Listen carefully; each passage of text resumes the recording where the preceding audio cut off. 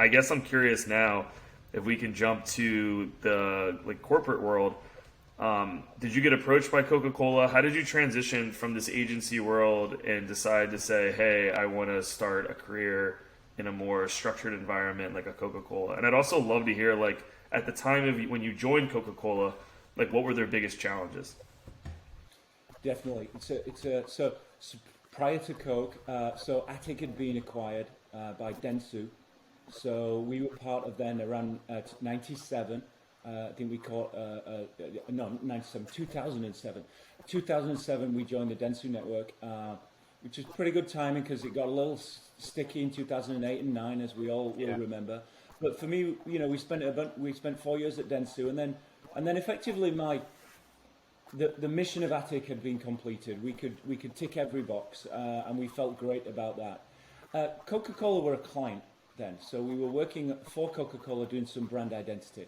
When I drew a line under the Attic story and I shook hands with the team at Dentsu, Coke placed a call and said, "Hey James, you know us from the outside. You've been working with us now for a few years.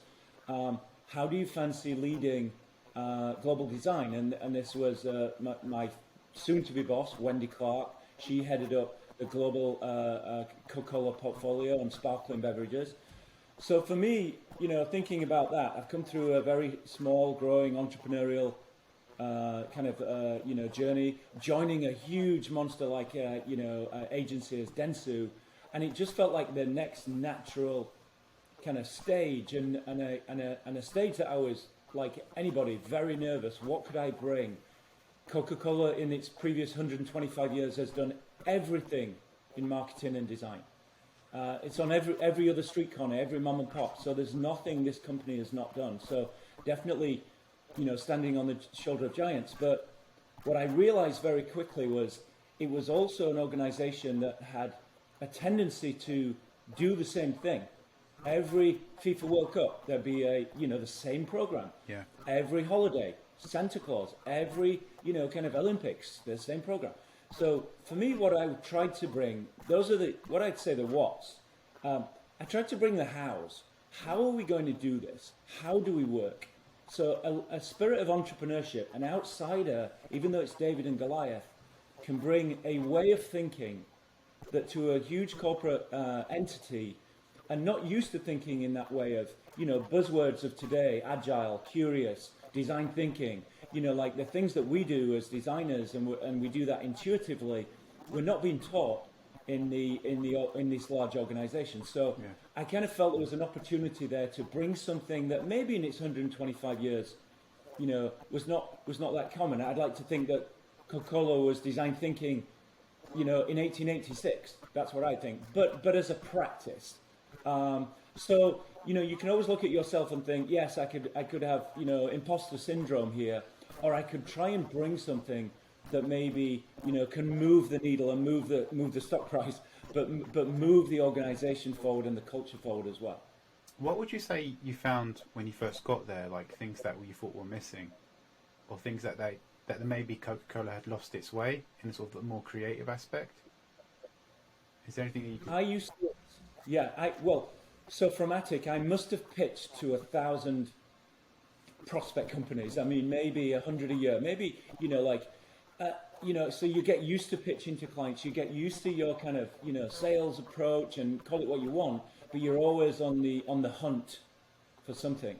And then I did 5 years at Coca-Cola on the other side of the table, and I refer to myself as poacher turned gamekeeper.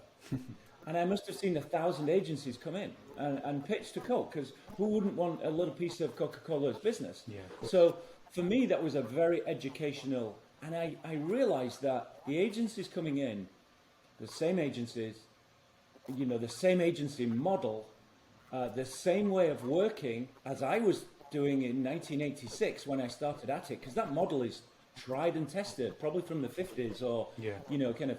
So it works, those disciplines, those departments, the way agencies pitch. And I felt there was an opportunity to look for a new way of working with creative partners. And going back to our noise books, I wanted to work directly with talent. I wanted to find a typographer. She's working from Starbucks in Savannah, but she's an amazing typographer, an illustrator in Kosovo, a 2D art worker in Sao Paulo working in his bedroom. I wanted to embrace that community and not just call a global network. Who'll find that freelancer? But that's going to take 4 weeks and it's going to feel very slow. I wanted to call them direct. So we implemented a model of direct to talent. I think some of my success stories at Coke will not be seen on a can. I've done some decent cans, but it's the way we did it and how we changed the way of working. So, you know, on leaving Coke now, they can work directly with talent, and it's all to do with, you know, kind of, you know, contracts and insurances and, you know, kind of things like that. But if you can navigate those waters, and for us, that allowed us to move quicker, discover talent, be a little bit more hands-on. Yeah. Coca-Cola Design, a little bit more hands-on then, not relying solely on external partners. So you can get your hands dirty and feel part of the process, and altogether feels more collaborative. Less we're on this side of the room and our agencies are on that side of the room. Actually, let's all get into the middle of the room and bring some talent in there as well that we can all try and solve. So that type of way of working was really an enjoyable part of changing that at Coca-Cola.